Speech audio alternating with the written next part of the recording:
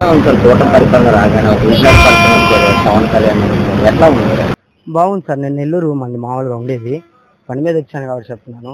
ప్రతి దగ్గర ఆయన పేరు వింటానే ఉన్నాం. బ్రహ్మాండంగా ఉంది, పర్వాలేదు సార్, చాలా బాగుంది. ఎందుకంటే మా ఏరియాలో సన్న సన్న రోడ్లే ఇలా. ఇప్పుడు కార్పొరేటర్గా ఉన్నారు మా కార్పొరేటర్ రామకృష్ణ, 47 డివిజన్ మేము ఉండేది. సన్న రోడ్లు కూడా వేస్తారండి. అదే నేను ఇప్పటికి 5 ఇయర్స్ బ్యాక్ కూడా ఆలోచిస్తున్నాను. మాది గోల్డ్ షాప్ కాబట్టి సన్న రోడ్లు, ఇది అంత రోడ్లు ఉంటాయి, అంత రోడ్లు కూడా వేసేసారు. అది నేను చాలా అబ్బా, ఇప్పుడు ఇన్ని సంవత్సరాలు కలిగింది ఆ మోక్షం అనిపిస్తుంది నాకు. ఇప్పుడు గతంతో పరిశ్రమలన్నీ వెనకబడిపోయాయి. పరిశ్రమలు తేడానికి లోకేష్ గారు కృషి చేస్తున్నారు. ప్రతి పరిశ్రమలు తేడానికి కృషి చేస్తున్నారు. ఎట్లా ఉండబోతుంది సార్ నిరుద్యోగులు? ఇది కొద్ది రోజులు పోతే మనం కూడా వెయిట్ అండ్ సీ చేయాలి. ఎందుకంటే ఇప్పుడే స్టార్ట్ అయ్యారు కాబట్టి పరిశ్రమలు వస్తాయి, కొంచెం టైం పడుతుంది. అది మీరు కూడా గమనిస్తారు, మేము కూడా గమనిస్తాం. గతంలో ఎట్లా ఉండేది? గతంలో కొద్దిగా డల్లే. ఇప్పుడు చాలా మందికి ప్రెసెంట్ ఉండే సిచ్యువేషన్ ఏంటంటే సార్, ఉద్యోగాలు లేవండి. చాలా మంది సఫర్ అవుతున్నారు. దానివల్ల పాపం పేరెంట్స్ లక్షలు లక్షలు పోయి చదివించినా కానీ వాళ్ళకు ఉద్యోగాలు రాని ముందు వాళ్ళు డిసప్పాయింట్ అవుతున్నారు, ఇటు పేరెంట్స్ స్ట్రగుల్ అవుతున్నారు. వీలైనంత వరకు ఆ ఉద్యోగాలు వచ్చే విధంగా చేయండి. పరిశ్రమలు వస్తే ఆటోమేటిక్గా ఉద్యోగాలు వస్తాయి. ఆ ఉద్యోగాలు వస్తే చాలండి, ఏపీ వాళ్ళు చాలా హ్యాపీ పడతారు. పరిశ్రమలు ఈ ఉద్యోగాలు ఇవన్నీ రావడానికి చంద్రబాబు నాయుడు గారు కష్టం ఉందంట. ఖచ్చితంగా సార్, 10 ఏళ్ళు పరిపాలిస్తారు కదా సార్. 10 ఏళ్ళు పరిపాలించిన ఆ మాత్రం సీనియారిటీ ఉండదా? ఇప్పుడు సీనియారిటీ దారి తెలుసుకున్నోడు డైరెక్ట్గా వెళ్ళిపోతాడు, ఒకరిని అడగాల్సిన పని లేదు. దారి తెలియని వాళ్ళు ఏంటంటే సార్ ఎటు వెళ్ళాలా అని అడుగుతారు. ఖచ్చితమే కదా అది. అడుక్కుంటా పోవాలంటే నువ్వు 3 గంటలు పడుతుంది. డైరెక్ట్ పోయేవాడు 1:30 కల్లా చేరిపోతాడు. ఇదే నిదర్శనం. చూస్తారు కదా ఈ కూటమి ఖచ్చితంగా.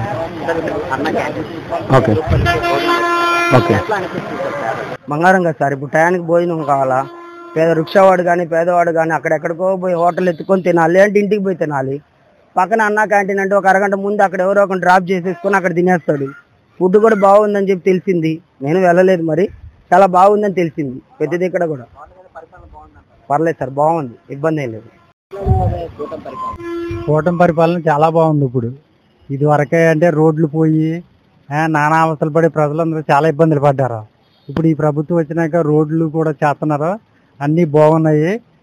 ప్రజలకు కూడా సంక్షేమ పథకాలు కూడా వరుసటి ఒక్కోటి చేసుకుంటూ వస్తున్నారు. చాలా బాగుంటాయి. ఇంకా ప్రభుత్వం ఇంకా ఉండే కొద్ది కూడా ఇంకా బాగా చేస్తుందని ఆశిస్తున్నాం.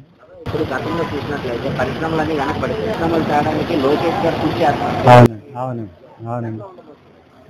లోకేష్ గారు కూడా విజన్ ఉన్న వ్యక్తి. చంద్రబాబు నాయుడు గారి తర్వాత లోకేష్ గారు కూడా అంతటి వ్యక్తి. పరిశ్రమలను కూడా బాగా మోటివేట్ చేసి అందరికీ అన్ని ఫెసిలిటీస్ ఇస్తామని మన ఆంధ్రప్రదేశ్కి కావాల్సిన పరిశ్రమలన్నీ తీసుకొచ్చి మనకి బాగా చేస్తున్నారు ఆయన లోకేష్ గారు కూడా. గతంలో అసలు ఒక్క పరిశ్రమ ఉందంటే మొత్తం అన్ని వాళ్ళకి ఏదైనా ఫెసిలిటీస్ కల్పించేనే కదా ఇక్కడ పరిశ్రమలు పెట్టేది. వాళ్ళకి ఏమి ఇంచేపు ఈ డబ్బులు ఎత్తనం అంటే డబ్బులు ఒకటే కాదు కదండి, జీవితం అన్నీ ఉండాలి. అన్నీ ఉంటేనే ప్రజలకు ఉపయోగపడితేనే రేపొద్దున రాష్ట్రం బాగుపడుతుంది. రాష్ట్రం బాగుపడితేనే అందరూ పరిశ్రమలు పెట్టి ఇవన్నీ ఎదరకొస్తారు, పరిశ్రమలు పెడతారు. అది అవన్నీ ఈ ప్రభుత్వం కల్పిస్తుంది కాబట్టి ఇంకా తిరిగి చూడక్కర్లేదు. ఈ 5 ఏళ్ళు బాగుంటుందని ఆశించాను. ఇప్పుడు బ్రహ్మాండంగా అందరూ దొరుకుతుంది. భవన కార్మికులు కూడా పని కల్పించారు. ఆ ఇసుక ఫ్రీ అవుతాం వలన అన్నీ బాగున్నాయి. ఇక తిరిగి చూడక 100% అసలు అందులో అనుమానమే లేదు. ఎందుకంటే చూస్తున్నాం కాబట్టి తెలుస్తుంది కదండి.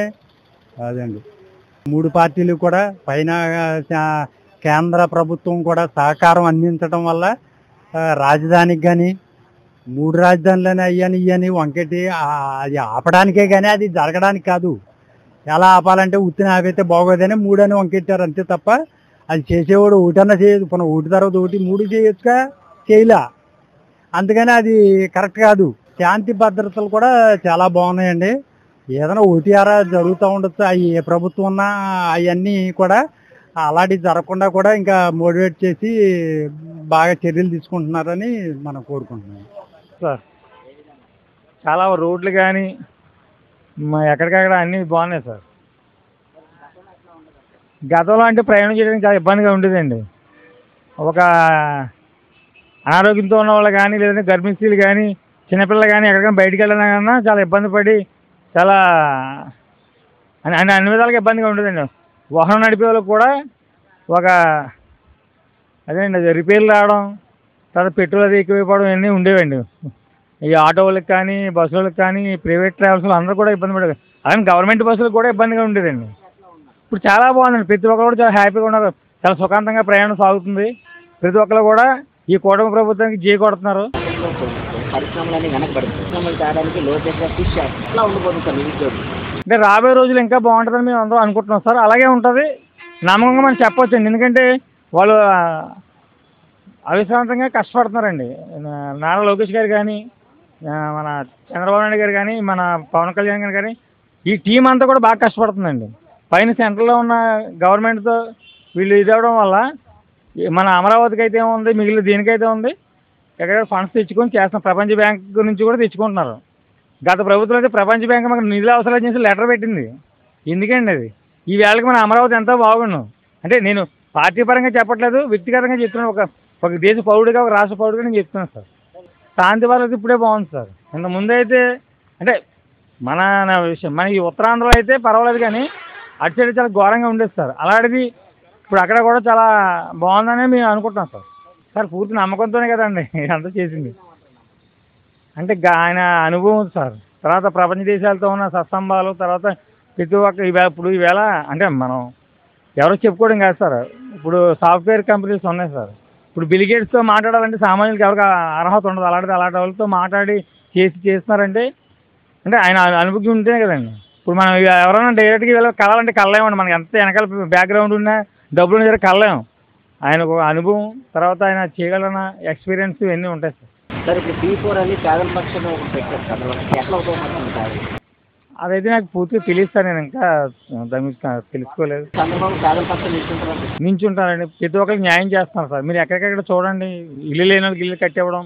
ఇప్పుడు గత ప్రభుత్వంలో అయితే సెంటి స్థలం ఎందుకు పని చేస్తారు సార్? ఆయనకేమో ప్యాలెస్లు కావాలి ఏంటండి?